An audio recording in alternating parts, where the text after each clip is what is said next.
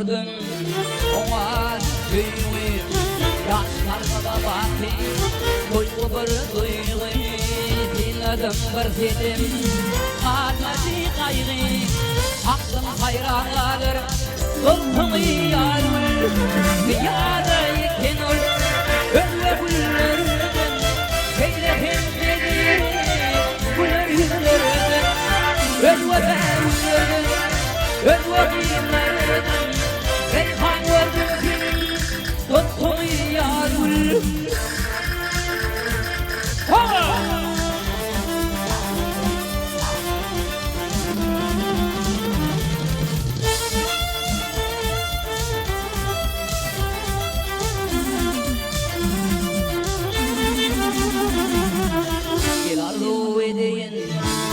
Yüzü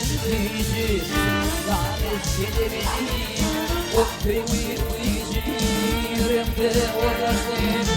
ayda yıkıncı kar olup duranı yaktığına yarım ziyade iken ol ölme güllerden seyre telleri güler yüzlerden ölme güllerden ölme güllerden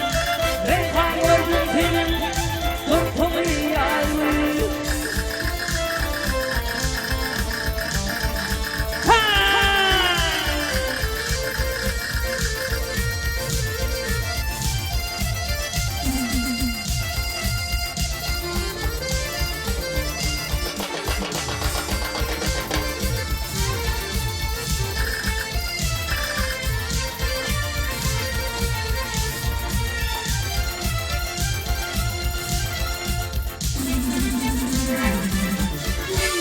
Bir azayı